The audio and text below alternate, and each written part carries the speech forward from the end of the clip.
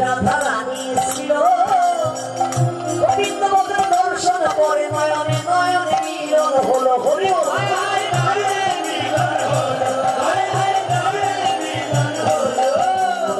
নয়নে নয়নে দেখো মিলনে হইল কমল ফলের সময় হরি হরি বলো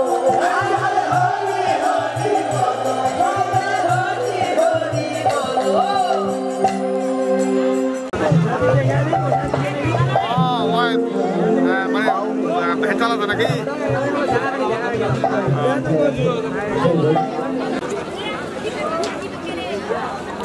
Udah.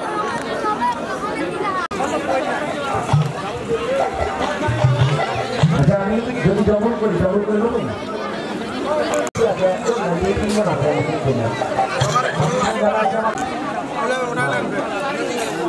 Oh. Nah, oh.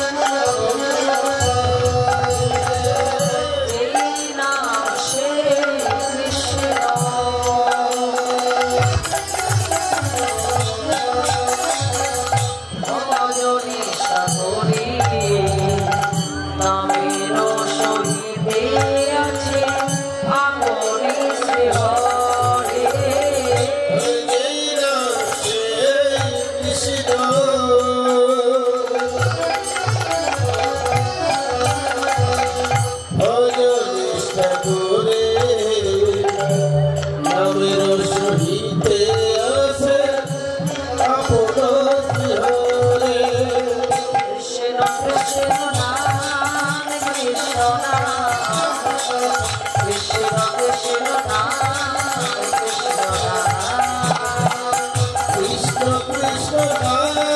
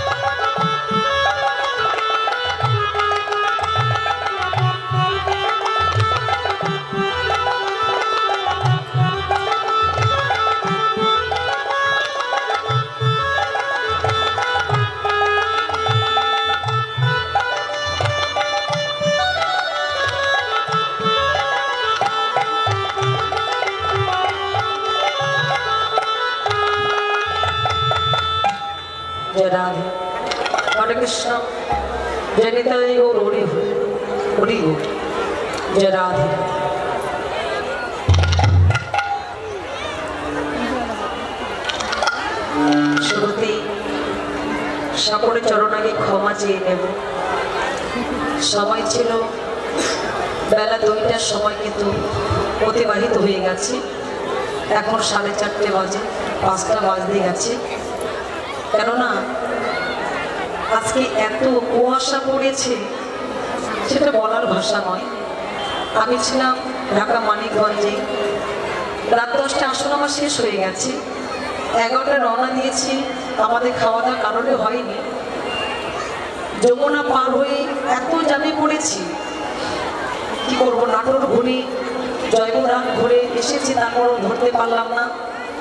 এই যে কৃষ্ণপুর এখানে এসে চাকা পাঞ্চার হয়ে গেল। যাই হোক, একটা চাকা পাল্টালাম, কিছুদিন এসে আরেকটা চাকা পাঞ্চার হয়ে গেল। ওই একই চাকা 2বার গেছি। আবার কিছুদিন এসে এখানে আসবার আগে পুলিশ আবার ধরেছে। এই দিদি দাঁড়াও দাঁড়াও, আর গাড়ি দাঁড়াও। দাদা আমার গাড়ি, কি করবে, ধরবেন? আমার আসন আছে, আসনটা মিস হয়ে যাচ্ছে। বলে না, এই গাড়ি থানায় দিতে হবে, সরকারের চাইবা মাত্র দিতে হয়। আপনারা জানেন না? হ্যাঁ জানি তো, দিতে হয়, কিন্তু আসনটা ধরে আসি, কীর্তনটা করে এসে আপনার গাড়ি দিয়ে দেবো। বলে না, ছাড়বো না। কিন্তু কপাল ভালো, ওর মধ্যে একটা পুলিশ আমার কীর্তন শুনেছে দিনাজপুরে মালদা ভর্তিতে। বলছে, দিদি আপনি সেই দিদি না? বলে হ্যাঁ। তো আপনাকে তো চিনি, তাহলে দেন, টাকা দেন, তাড়াতাড়ি চলে যান। আপনি আমাকে চেনেন, তাহলে আগে তো বলবেন। ওটি বলতে, যাই হোক, তারই কৃপা ছেড়ে দিয়েছে। তো আসতে অনেক বিলম্ব করেছি, তাই আপনাদের চরণে আমি ক্ষমা চেয়ে নিচ্ছি বাবা। আমাকে নিজগুণে কৃপা করে ক্ষমা করে দেবেন। আমি এখানে এসে জলবর্ষ করিনি, চলে এসেছি আসলে। আপনারা অনেক কষ্ট পাচ্ছেন, যাই হোক কষ্ট করে বসে আছে ধৈর্য সহকারে। আমার আগের যিনি শিল্পী আমার সর্বানন্দ দাস, আমাদের একদম কাছের মানুষ। কাছের মানুষ বলে বেশি কষ্ট দেয়, দুঃখ দেয়। একদিন বোঝাবো, যদি এখানে দাঁড়িয়ে থাকে, যদি কখনো এরকম বিপদে পড়ে, ওর একদিন দেবো, কথা দিলাম। হ্যাঁ দাদা ভাই, তোমাকে বলছি গো।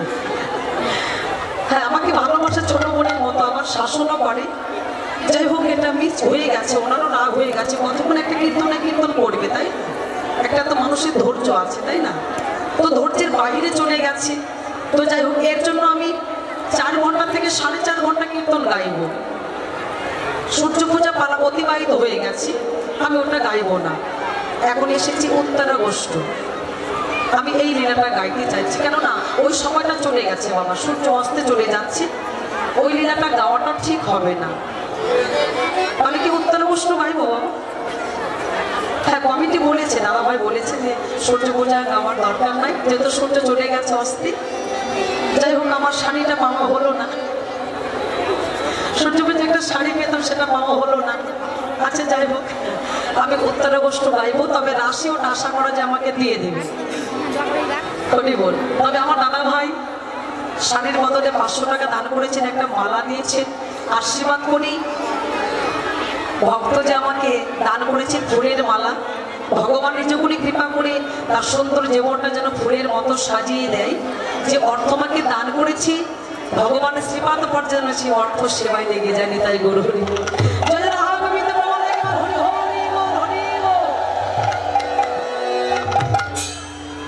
আমি 8:30 পর্যন্ত কীর্তন গাইব। আমার পরের শিল্পী যিনি আসবে, ওনাদের বলে দেবেন যে 8:30 কীর্তনে যেন আসে, আসরে যেন আসে।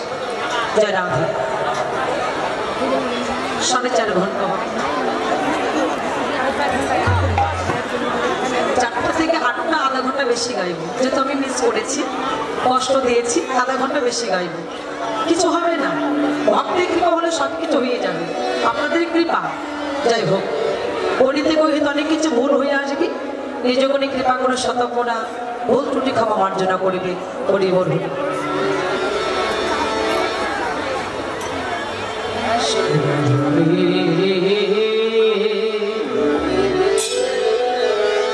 সরধ্বনি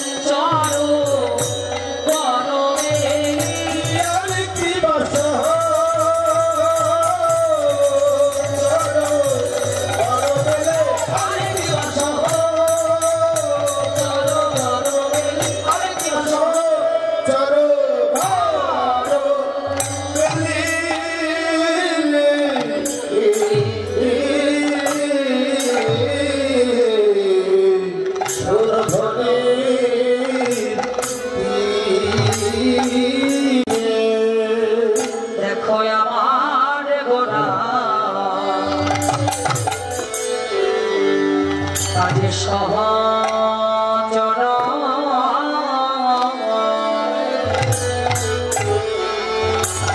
সহচর গণ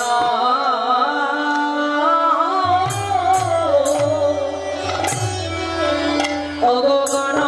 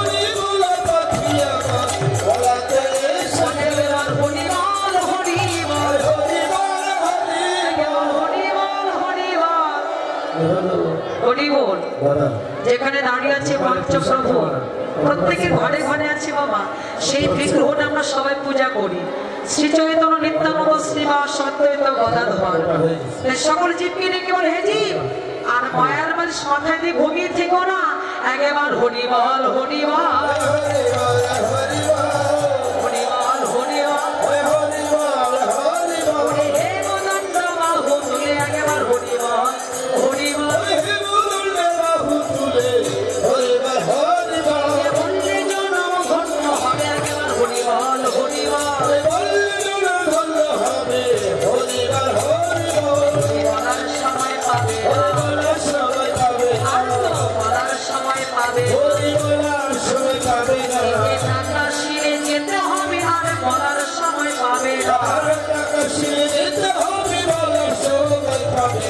সময় থাকতে বলে নাও পড়ার সময় পাবে না প্রেমানন্দে বাহু হরি হরি হরি বলো হরি হরি হরি বলো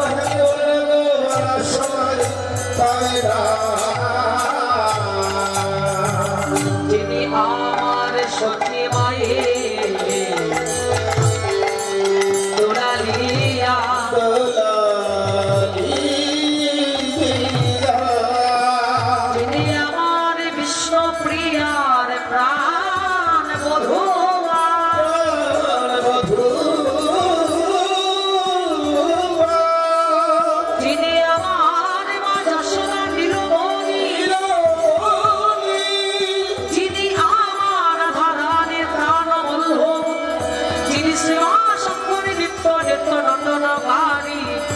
যে পতিতে পাবন গৌর হরি যোগে যারে যোগে পায় না ঋষি যারে ধ্যানে পায় না সাধক যারে সাধনায় পায় না সেই ভগবান আমার ওই জীবকে জাগাবার লাগি ওই না হরির তীরে দুটি বাহু তল করে রেখে বললেন একবার সবাই মিলে হরি বলো হরি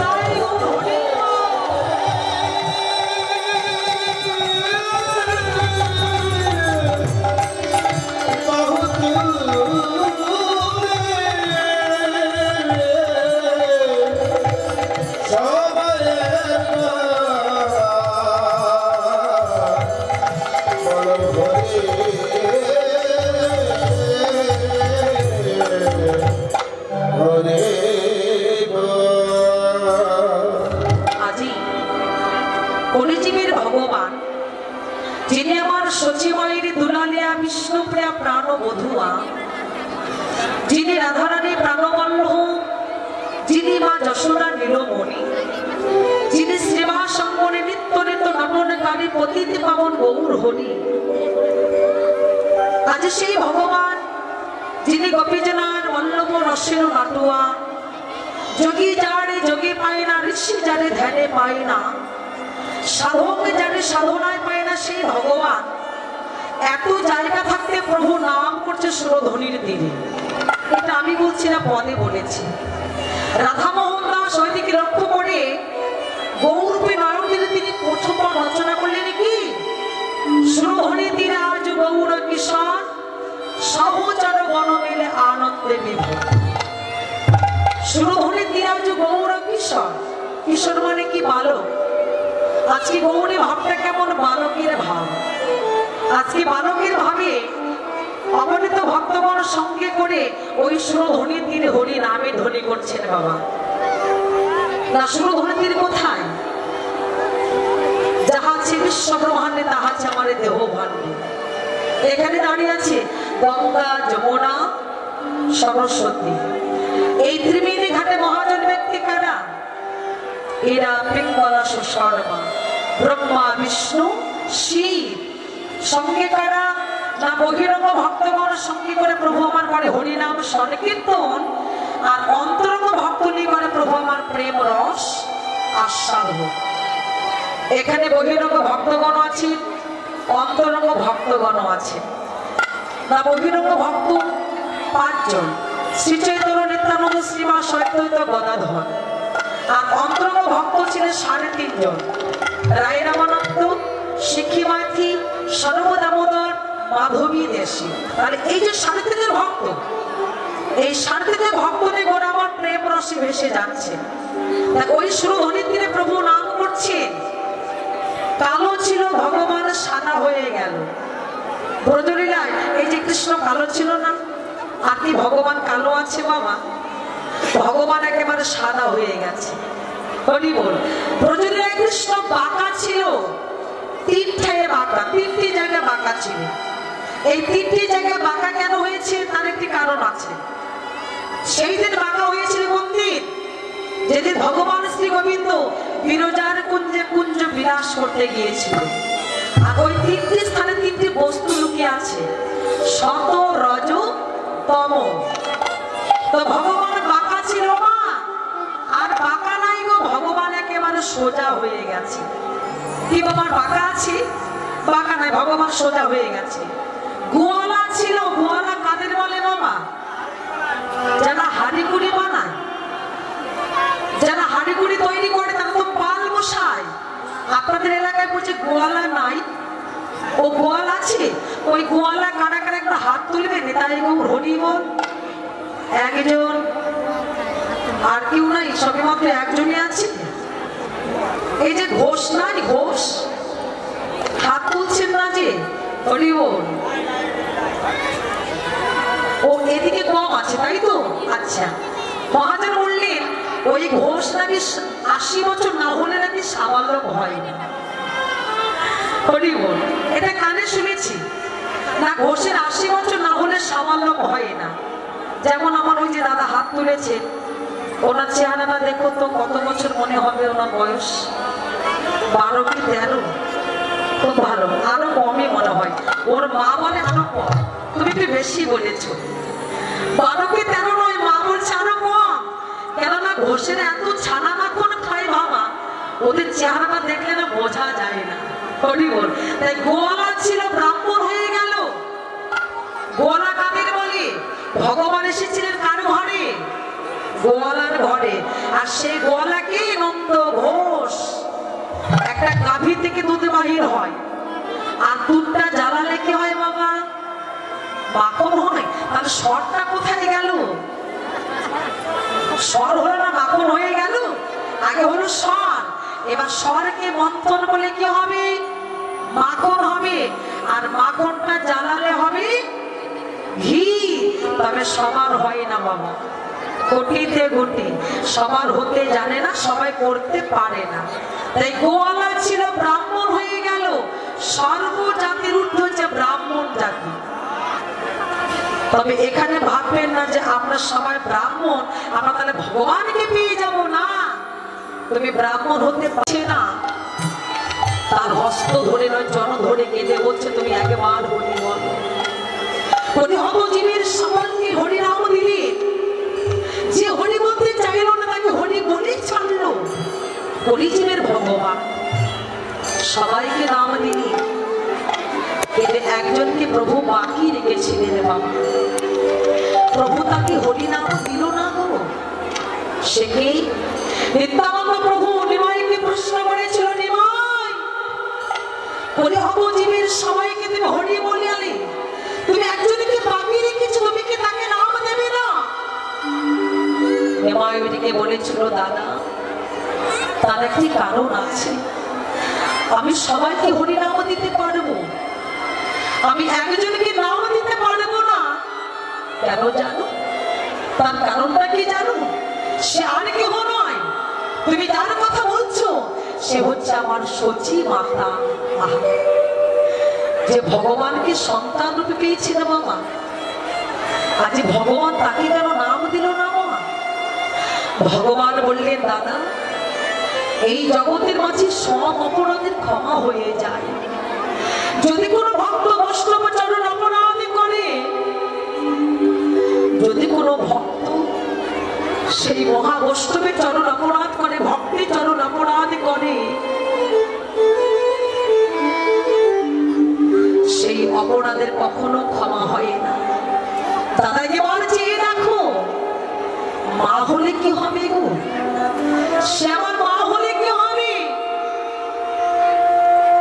আমার মা হয়ে এমন একটি জায়গায় অপরাধ করেছে যে অপরাধের আর ক্ষমা হয় না। অপরাধ করেছে কোথায় জানো? বৈষ্ণব চরণে। দাদা এই জগৎ আমি সবই কিছু সইতে পারি, কিন্তু বৈষ্ণব অপরাধ যে আমি সইতে পারি না। দাদা একবার চেয়ে দেখো, আমি যে ভক্তকে কথা দিয়েছিলাম, ও ভক্ত আমি তোমায় কখনো কোনোদিন কাঁদাবো না। আমি তোমায় কথা দিলাম, আমি কখনো তোমায় দুঃখ দেব না, তোমাকে কষ্ট দেব না। এ যুগে নয়, যিনি ভক্তির অধীনে ভগবান। দাদা আমি ভক্তকে কথা দিয়েছিলাম কোন যুগে জানো? তারপর যুগে কৃষ্ণ অবতারে। যেদিন ধর্ম যুধিষ্ঠির রাজস্বীকে যজ্ঞ করেছিলেন বাবা, ওই যজ্ঞে সভাপতি করেছিল কৃষ্ণকে।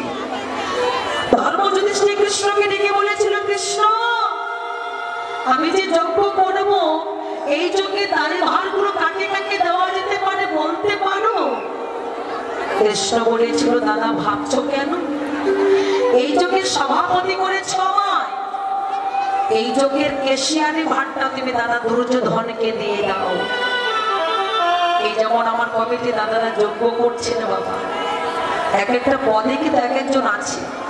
কেউ সভাপতি হয়েছে, কেউ সেক্রেটারি হয়েছে, কেউ সহ সভাপতি হয়েছে, কেউ সদস্য হয়েছে, এভাবে কিন্তু ভাগ করে দেওয়া আছে। ঠিক তেমনি কৃষ্ণকে বলে, দাদা ভেবো না, কথা দিলাম, তবে শোনো দাদা, কেশিয়ারি ভাট্টা থেকে দুর্যোধনকে দিয়ে দাও, আর তোমার এই চোখে যত ভক্তগণ আসবে, যত বৈষ্ণব আসবে, ওই পরিবেশের দায়িত্বটা তুমি দাদা ভীমকে দিয়ে দাও। কেন? তুমি জানো না দাদা ভীম খাই বেশি।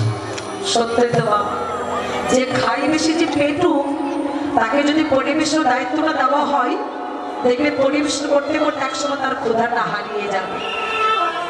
ডেকে বলে, কৃষ্ণ তুমি তো এটা বললে না, আমার চোখে যে নিমন্ত্রিত ভক্তগণ আসবে, যে বৈষ্ণব আসবে, তাদের চরণ ধৌত করাবে কি? ভগবান শ্রীকৃষ্ণ ডেকে বলে, দাদা এই ভার তো সবাই বহন করতে চাই না। কেন জানো? এই নিয়মগুলো আগে ছিল বাবা, আমার কথায় যেন রাগ করবেন না বাবা। এই নিয়মগুলো আগে থেকে ছিল, কেননা আগে যখন কমিটিরা যজ্ঞ করতো, হরিবাসর দিত, যত ভক্তগণ আসতো ওই দরজার সম্মুখে দাঁড়িয়ে থাকতো সকল ভক্তের চরণ ধৌত করাতো। এখন সেও চলে গেছে বাবা, সেই নিয়ম আর নাই। তাই ভগবান লীলা করে জীবকে দেখে হে জগতে জীব, টাকা কার ঘরে না, অর্থ কার ঘরে নাই বাবা। মহাজন বললেন, ওই চোখে অর্থ দিয়ে যে পুণ্য অর্জন করতে না পেরেছ, যদি কোনো ভক্ত বৈষ্ণবের চরণ ধৌত করাতে পারে, তার দ্বিগুণ পুণ্য অর্জন হয়। কিন্তু জগতের মানুষ তো করতে চাই না। তারা আমি কথা দিলাম, তোমার চোখে দুটি ভার বহন করবো। একটা হচ্ছে সমস্ত বৈষ্ণবগণ আমি চরণ ধৌত করাবো, তোমার বৈষ্ণবগণ যখন প্রসাদ পেয়ে চলে যাবে, কথা দিলাম সমস্ত ভক্তগণের আমি একটু প্রসাদগুলো মাথায় করে আমি পরিষ্কার করে দেব। স্বর্গমণ্ড পাতাল ত্রিভুবনকে নিমন্ত্রণ করলে ভক্তির অধীন ভগবান জগতে যত লীলা করেছে জীবকে শিক্ষা দেওয়ার জন্য। এই জীব, তোমরা লীলা শুধু শুনে যেও না, সাধন করে মানি যাও। বৈষ্ণবী কৃপা হলে আমি ভগবান, আমার কৃপা আর চাইতে হয় না। কিন্তু জগতের মানুষ তো বৈষ্ণবীর চরণ ধুলা নিতে জানে না গো। এই জগতে ভক্তের চরণ ধুলা মানতে চায় না, বৈষ্ণব সঙ্গ করতে চায় না। তাই ভগবান লীলা করে জীবকে দেখি দিয়ে জগতে স্বর্গমর্ত পাতাল ত্রিভুবনকে নিমন্ত্রণ করেছে। ওই চোখে সে নারী ছাড় কেহ নয়, আমার ভোলানাথ আর পার্বতী। ভগবান হয়ে ভক্তকে লাইনে দাঁড় করিয়ে এক এক করে যখন ভক্তের চরণ ধৌত করাচ্ছে, হঠাৎ করে পার্বতী লক্ষ্য করলে দেখি দয়াময়, যে ভগবানের চরণ পাবে বলে ভক্ত কাঁদে, যে ভগবানের চরণ পাবে বলে কত যোগে মনের সে ঘরে সাধনা করে, আজ প্রভু তুমি নিজ হস্তে ভক্তের চরণ ধৌত করাচ্ছ। ভোলাকে ডেকে বলে একবার তাকে দেখো, যে ভগবানের চরণ পাবে বলি তুমি সংসারে কি ভুলে গেছো, যে ভগবানের চরণ পাবে বলে তুমি কৈলাস পরিত্যাগ করে শ্মশানে বসে সাধনা করেছিলে, আজ সেই ভগবান সমস্ত ভক্তের চরণ ধৌত করাচ্ছে। ভোলা ডেকে বলে, পার্বতী আমি দেব না। দেবে না? তাহলে কি করবে? আমি পালিয়ে যাব। কেন জানো? ভগবানকে যদি আমার মতো ভক্তের চরণ ধৌত করায়, আমার তো নরকম জায়গা হবে না পার্বতী। না, আমি দেব না। তুমি দেবে না? সঙ্গে সঙ্গে ভগবানকে তার চরণ ধৌত করাতে দেবে না বলি একটি কুকুরুক ধারণ করেছে। ভগবান অদূরে দাঁড়িয়ে সব দেখছে। ভোলা, তুমি যতই পালাবার চেষ্টা করো, আজ আমি এই ছলনা করেছি কেন জানো? আমি তোমার মতো পরম বৈষ্ণবের আমি যুগল চরণ ধৌত করাবো বলে।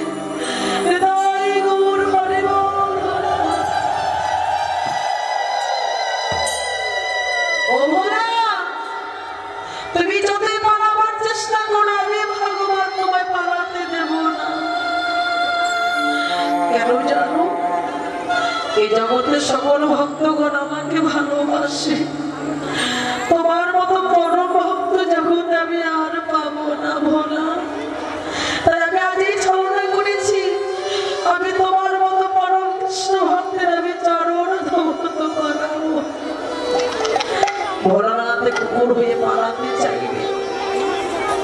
ভগবান মনে মনে ভাবলেন, ভোলা তুমি যখন পালাতে চাইছো আমি তোমাকে সুযোগ করে দেব।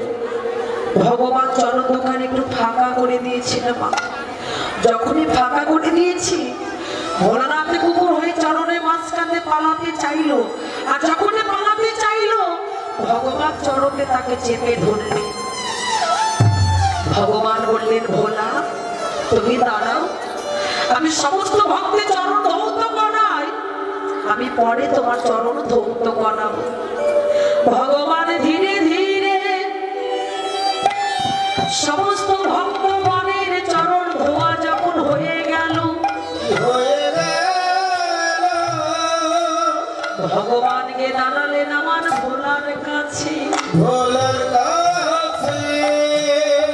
ভোলা ডেকে বলে, প্রভু তুমি যাকে গাছে বেঁধেছ আমি আর কেউ নয়, আমি তোমার ভোলানাথ, আমাকে ছেড়ে দাও। ভগবান বললেন, ভোলা আমি জানি তুমি তোমার চরণ ধৌত করাতে দেবে না বলে তুমি কুকুর ধারণ করেছো, কিন্তু ভোলা আমি ভেবেছিলাম তোমার দুটি চরণ ধৌত করাবো, তবে আজ দুটি চরণ নয়, তুমি যে কুকুর ধারণ করেছো তোমার চারখানা চরণ আমি পেয়েছি। ওই চারখানা চরণ হৃদয় মাঝে জড়াই ধরে ভগবান কেঁদে বলে, ভোলা এই জগতের ভক্তের চরণ ধৌত করেছি জগতের জল দিয়ে। ভোলা তোমার চারখানা চরণ আমি ধৌত করাবো, এই জগতের জল দিয়ে নয়, আমি কোন জল দিয়ে জানো, আমার নয়ন জলে চরণ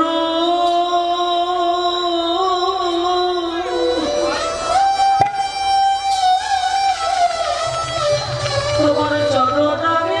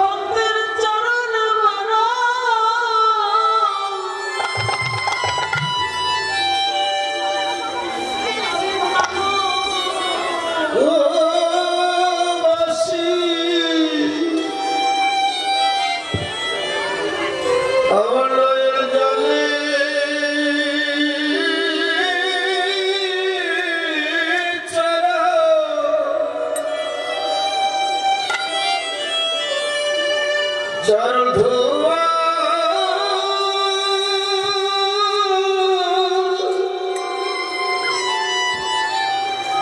আমি ধুইব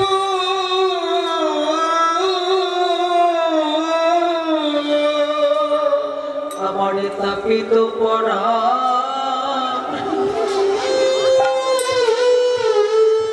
আমার শীতল হলো আমার তাপিত পরা পরশিত হলো এমন কৃষ্ণ ভক্তে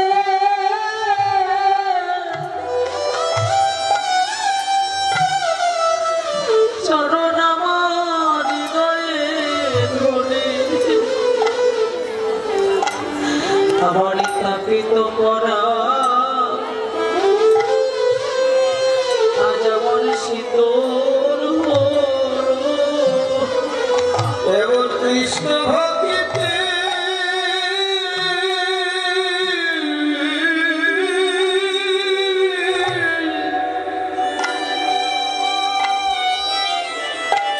চরণ আমার হৃদয়ে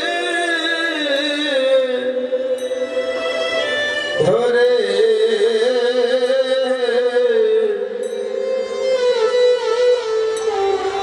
আমার তপিত পরা পরশিত হলো এমন মহাবৈষ্ণবে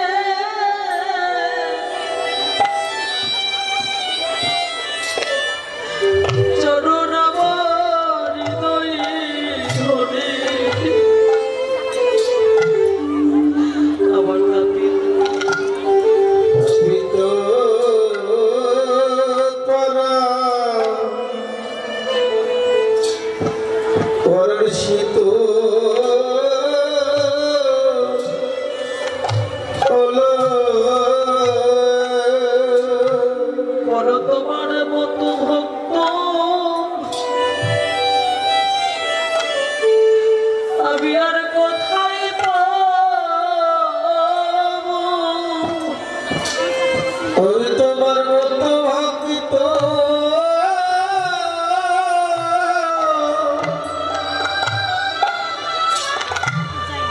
আমি কোথায় পাবো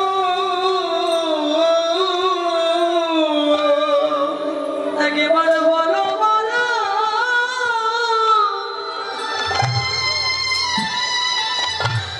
বলো বলো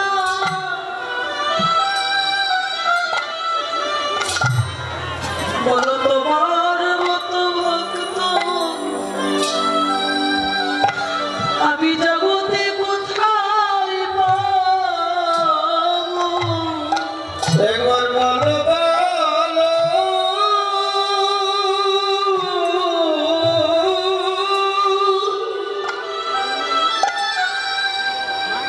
বলো বলো ভোলা